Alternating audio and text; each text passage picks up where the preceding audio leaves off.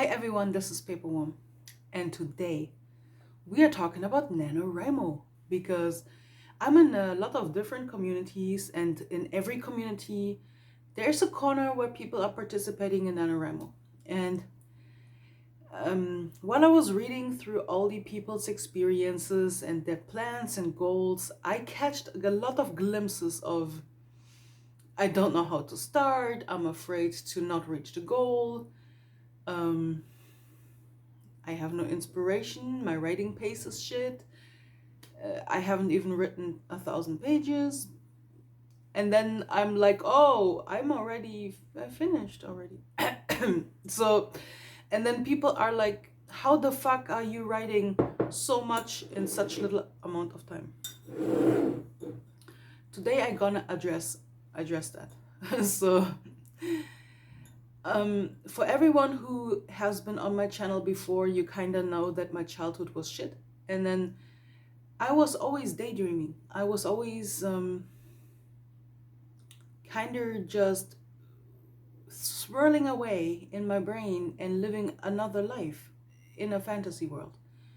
And this is still what I'm doing to this day. This is why I think I may be a maladaptive daydreamer, but I'm not sure if there's like a difference between a normal daydreamer and a maladaptive daydreamer. So I just think this term has been thrown around a lot lately, and all of a sudden everyone is a maladaptive daydreamer, which I don't get when people say that, but don't show the typical characteristica. I feel very irritated by that because I try to figure out my condition, and then there are so many people who label themselves and feel cool, which I don't get it, but whatever.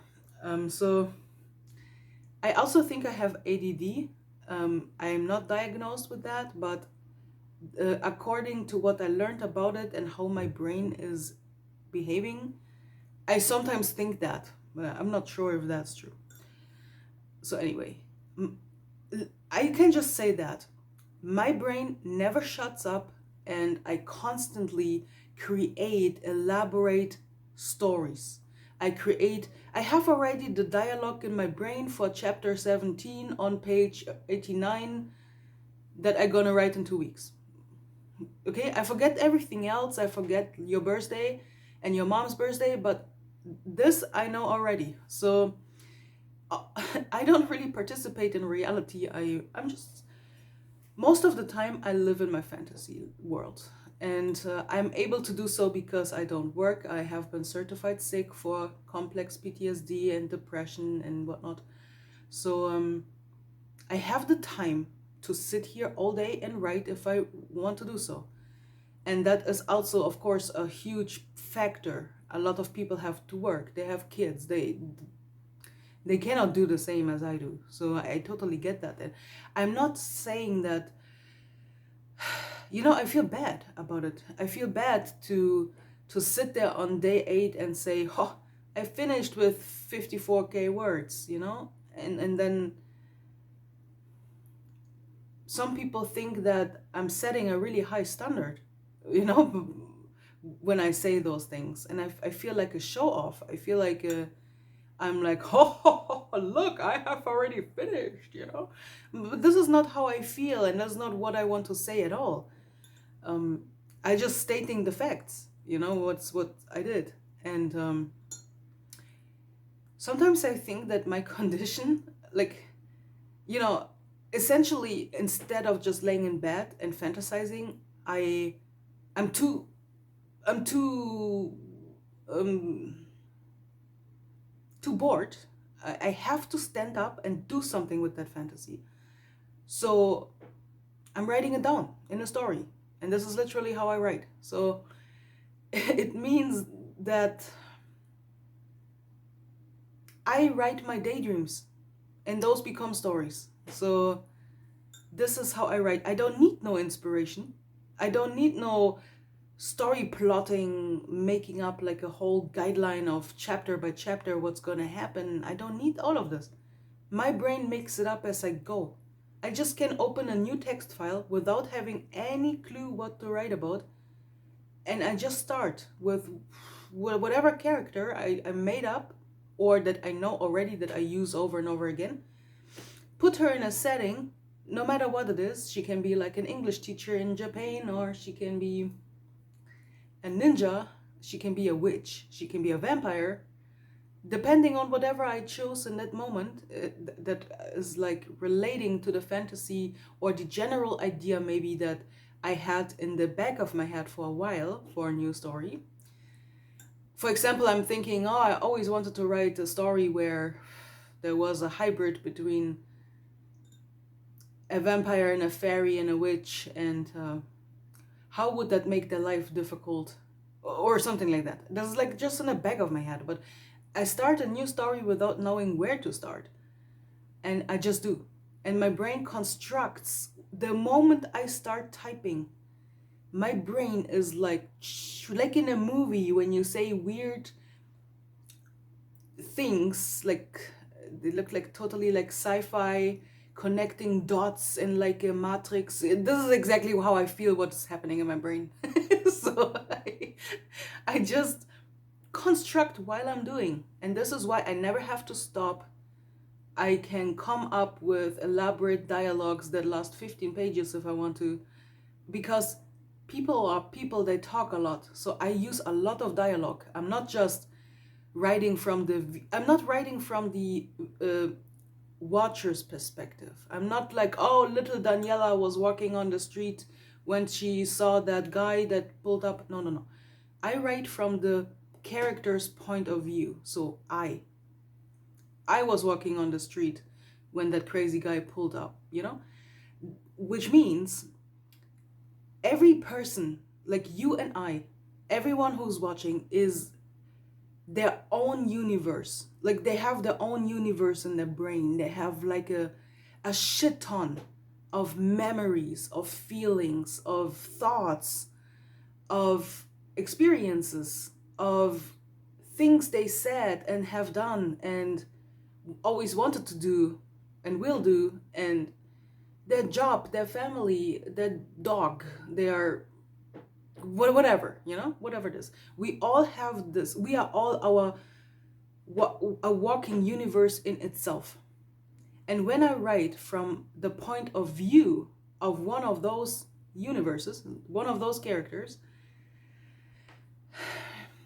I can make their thought process really elaborate, like I can create and shape whatever she's seeing, how she's seeing it, how she's interpreting it, what she's feeling when she's seeing it.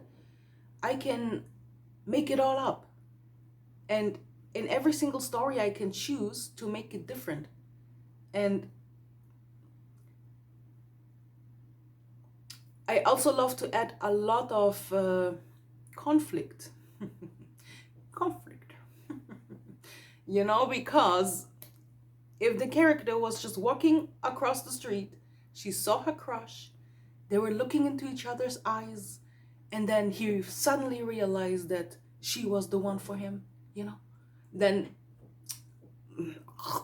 it would be so fucking boring. I add a lot of conflict, which keeps the story interesting. I love the typical plot of two characters do not like each other, but for some reason they are always coming back into contact, and they are thrown in certain situations and doing the process of, it depends, of course, what they are experiencing is based on their nationality, on their mindset, on their overall way of living, For example, if the male character was coming from a certain society where a man is expected to play the strong part, that he maybe wants to play the strong part, he wants to be needed, he wants to be seen as a man, someone who's strong, right? Then I can create a scenario in which he becomes the protector, even though the female part doesn't like him, or they even hate each other. They're fighting all the time, but then they are thrown into a situation where they are like, let's say, in a haunted house. They're in a haunted house. It's very creepy, and the girl, just letting out her girly side and be like holding onto his arm and be like, don't leave me the fuck alone or I kill you, you know, like because they hate each other, but at the same time there's something happening between them, you know. I make situations where they have to grow onto each other, and that creates love at some point. And after like 50 chapters of struggles, you know, they can have the happy ending. But what I mean is that I think that adding spice, you know, adds a lot to a story and keeps it interesting. If you write that they are already married on page 7 and everything is fine and there is no conflict, then this is pretty boring. You get bored. You are like, oh my god, I told the story already. I have to abandon it and move on, right? What was my whole point? I don't know. My whole point was here that I love to make up elaborate scenarios that are full of conflicts. That keeps my mind fresh, I guess. And I do sometimes write really shocking things. Like, because I'm a fan of horror literature, I do implement horror parts into my own writing. Some things can be very dark. They can be assaults. Not just on my characters, but let's say on someone nearby, or they're witnessing an assault, for example. Yeah, they are thrown into a situation where they're maybe witnessing an assault and questioning their own morals. You know, like, what would I do in this moment? Would I actually interfere? Would I risk getting hurt? Do I just run away? Do I call the police? Blah, blah, blah, blah. You know? Since I write from the point of view of a person, I can give them a huge, long thought process connected to some memory in the back of the mind where they were in a similar situation as a teenager and then decided to run, but then found out that this person was really severely injured and they regretted it for all their life. So this time they are thinking to themselves, this time I should make it right, you know? Like I don't know. What was even my whole point? I don't know anymore. I just keep on rambling. But let's go back to the act of writing. I write. How much do I write in a day? I don't even know. Let's say 100 pages are 50k words. Because of my previous NaNoWriMo projects, I kind of know. I wrote 54k words this time, and it was 88 pages. So I kind of always roughly translate 90 pages to 50k words, right? I write like 15 pages a day, sometimes 20. It was 25 when I was really inspired. So this is, you know, NaNoWriMo is nothing different from any other month that when it comes to writing for me. So I don't even know what points I tried to make.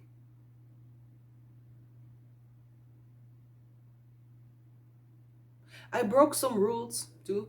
I started 3 days earlier because inspiration came when it came. I had the idea, boom, I had to write it. I cannot just wait 3 days. If I waited 3 days, by that time I would have made up 17 other stories. You know what I mean? So I had to write it immediately. Some people are planning all summer long for their story, and then when the 1st of November comes, they are already burnt out. They have no energy left for actually writing it. And this is why I'm more like, when it comes to writing, I'm more the spontaneous person, which in any other way of life, I'm not.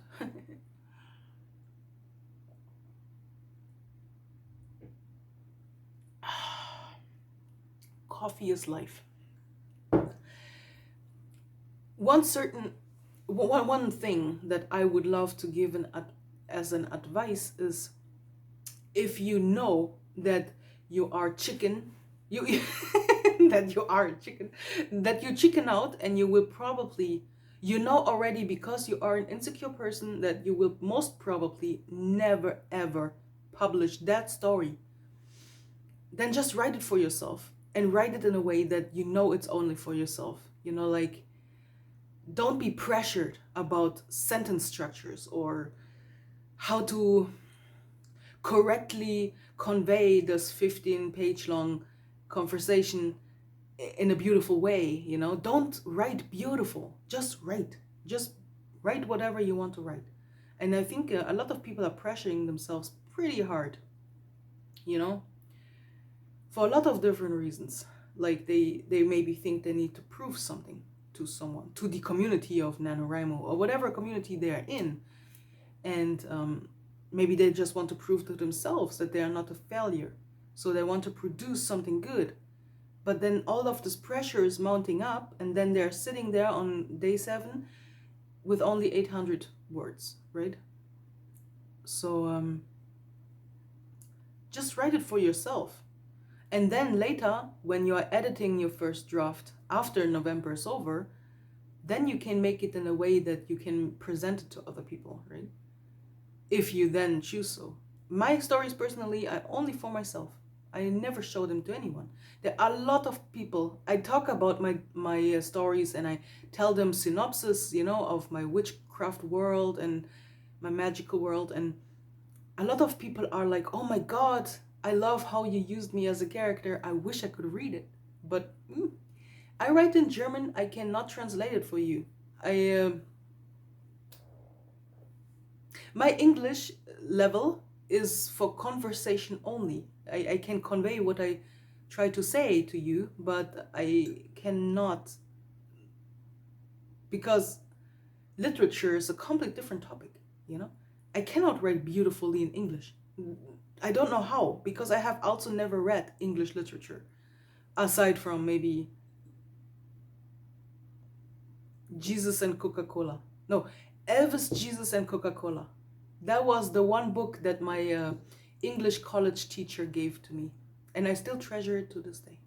But other than this, I have not read anything in English, and this is why I'm not accustomed to English sentence structure, how to describe a scene, how to set the mood, how to describe a character, or, you know, there are lots of words that I don't know. Like, what fabric is the dress that she's wearing? I have to Google it first. What is it in English? You know what I mean? So I wouldn't be able to translate that.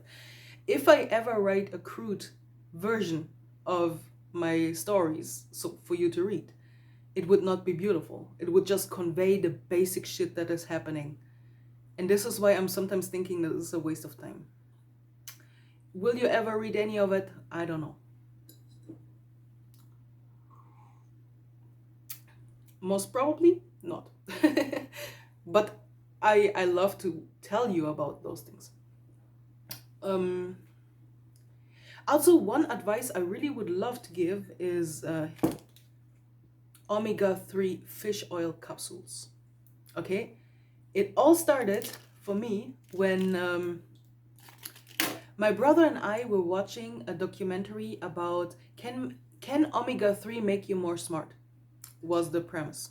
And in that documentary, they conducted an experiment with children who had like ADD and stuff. They couldn't concentrate good, and then every day they kind of explained how omega-3 helps to transport information between different parts of the brain. Like, this is like a,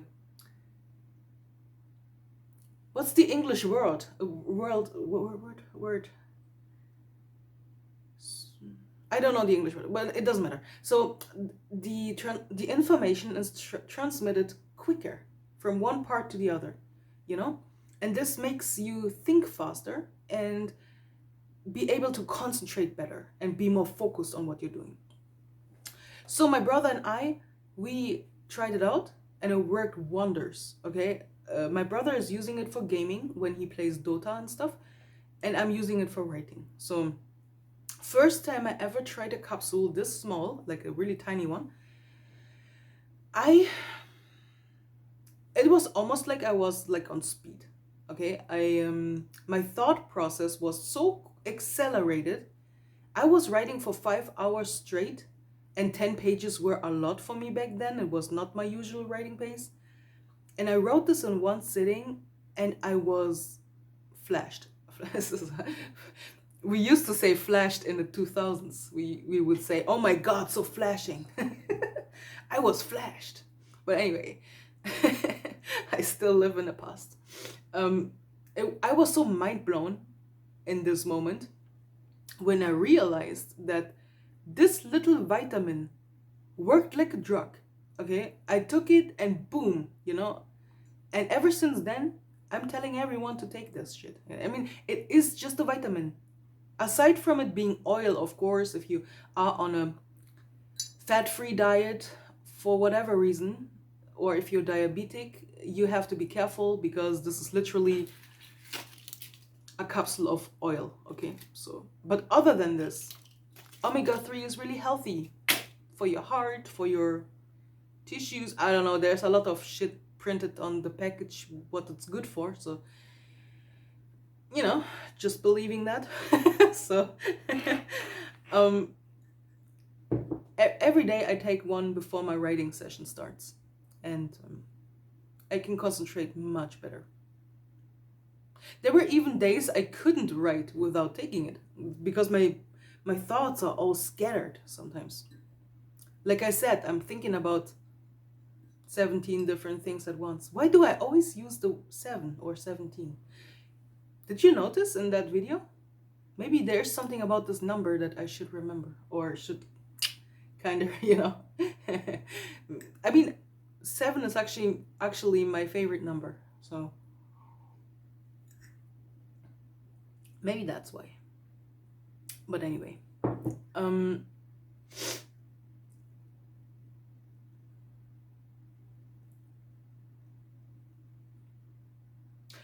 if I don't feel a story, if I feel they don't not going the way I wanted it, I just abandon them. I have at least 5,000 abandoned stories. Wait, am I exaggerating? No. I'm pretty sure.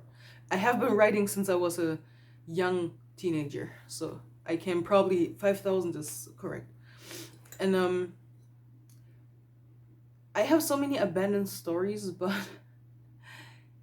it's still fun. It's still fun to have them. It's fun to see them. It's fun to read them. Cringe as fuck, obviously. My early stories were shit, but they're still very valuable to me, and I'm not afraid to abandon a story. Abandoning a story for a new idea could lead you to writing a story that you actually finish. So don't be afraid to abandon a story and start fresh, or to rewrite the entire thing. I have done this so many times. But I usually keep the old draft as an abandoned version, so it's accumulating. And is there anything more I wanted to say to this topic, but I cannot remember?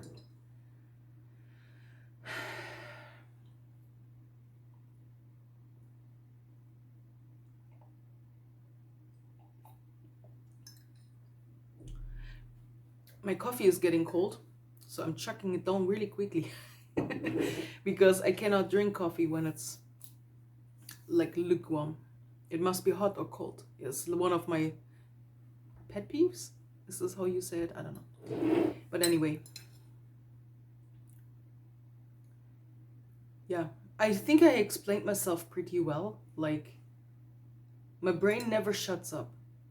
And this is how I'm able to write so much. And I always come up with something new. And every person I talk to on social media is adding to my fantasy. A lot of, I'm really, I don't know if everyone that is watching is from the journaling community, or if there are people popping in just for the NaNoWriMo part. So this is why I'm not sure how to address that. But every person I'm talking to is a potential character for me. And if I like that person, if I have feelings for this person, for example, I have this friend called La Catrin. When I love a person, when I have the feeling like I cannot live without this person in my life anymore, I turned them into a character to make them eternal, to create them, put them in my stories, and write about them forever. You know, like, not sure if that's romantic or crazy, but I keep all of you with me forever. And you make really valuable characters for me. That sounds so strange. That sounds like I'm a stalker or something. Well, maybe to some little tiny degree, I guess.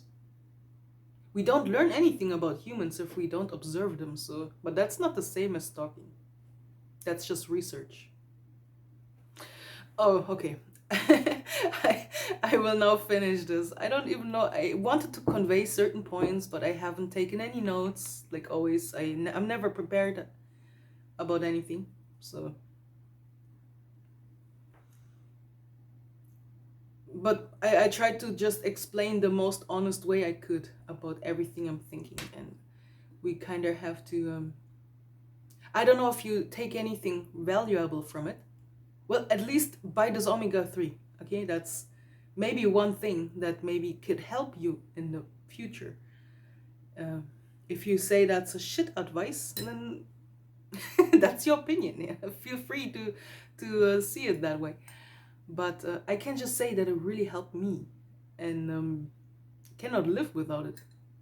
I have been taking omega-3 for 10 years, and we're saying in the documentary that when you take it, the connections that your brain built stay.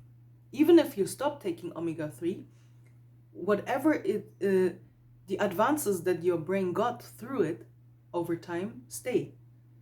So literally you are helping your brain to become better, I guess. That's kind of what they tried to tell us in that documentary. So yeah, I wish I could show it to you. I just don't know if I ever gonna find it, because I attempted to find it like 5 years later, but it was gone and I couldn't find it anymore. So maybe it was deleted, sadly.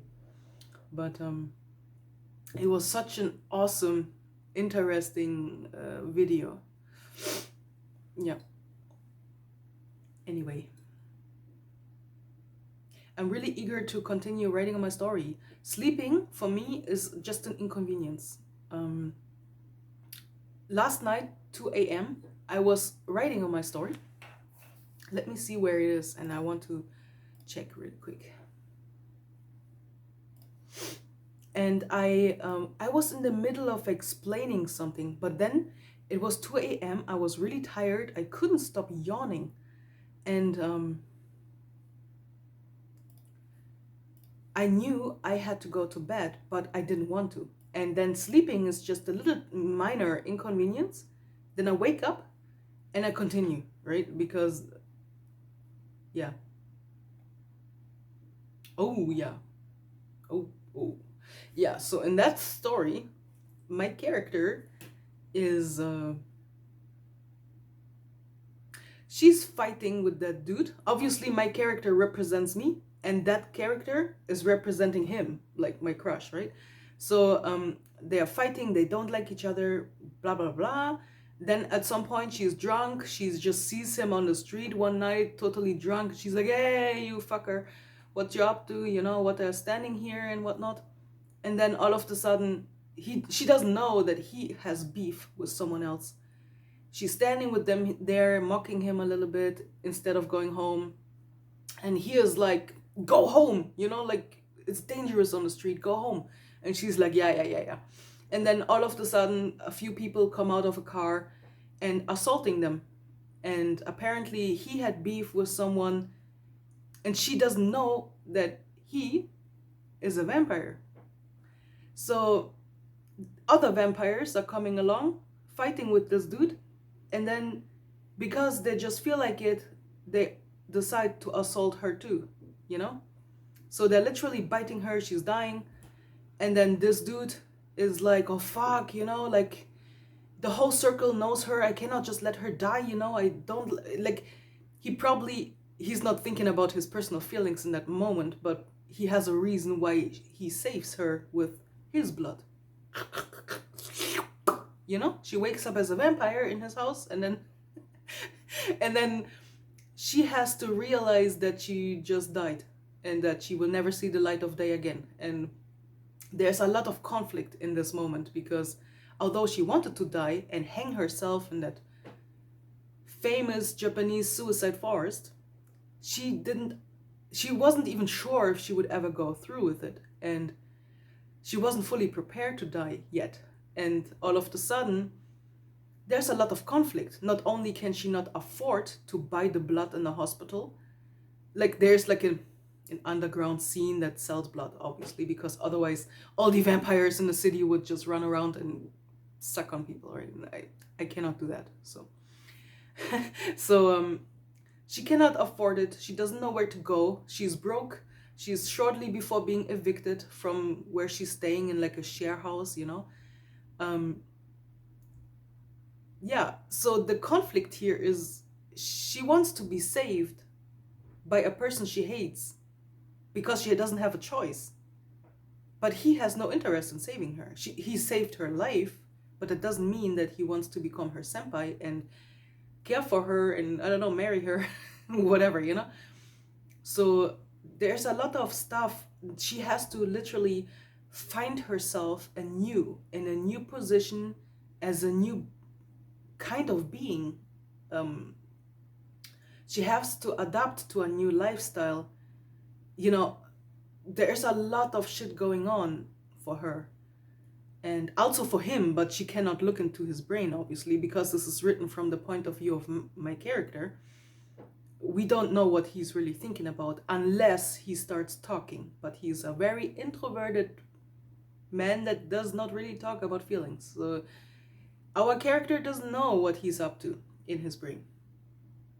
Much later, we will come to the point where we find out that he's actually super emo and he has really deep thoughts and really deep feelings about this whole matter. And obviously, because he turned her into a vampire through his blood, there is like a, you know, that typical, what they always talk about, that connection between the maker and the one who was like made into a vampire, right? So there is like some kind of a connection between them, like, don't want to say like parent and child because that sounds wrong, but you know what I mean. So this will eventually force them to come back together. Like they want to hate each other. She wants to hate him, especially for doing this to her. Like she's like, how the fuck am I supposed to live like this? What the hell did you do to me, you know? But at the same time, there is this weird connection, and she's like, she cannot believe that she feels attracted to him, you know, and she wants to go back to him and be protected by him and wants him to care for her. And she's very conflicted by all of those thoughts, and this adds all the spice, you know? Because essentially my stories are love stories, but they are always set into a world of a lot of magic and crazy paranormal and spicy and mental, like mental health is a really big thing. I think to myself, even if you as a watcher consider yourself to be a normal person, every one of us should see a therapist. Every one of us has some kind of conflict or trauma or experiences from their past that shaped them and that they have some kind of problem. Almost every one of us. I have never met a person who has not any sort of conflict in their brain. So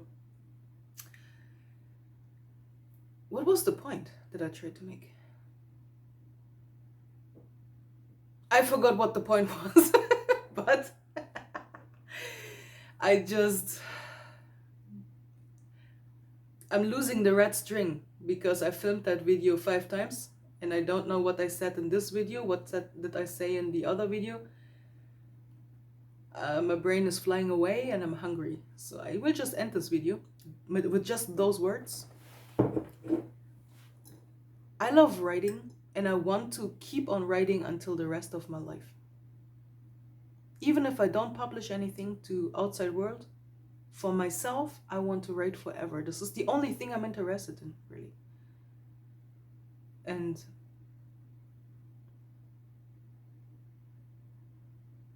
while other writers, especially the ones who are I cannot even talk anymore, blah, blah, blah. Especially the ones who are encountering writers' blogs, they always say to me, "Oh, you're so amazing to come up with those stories." But let me just tell you that sometimes it is more of a curse than a blessing.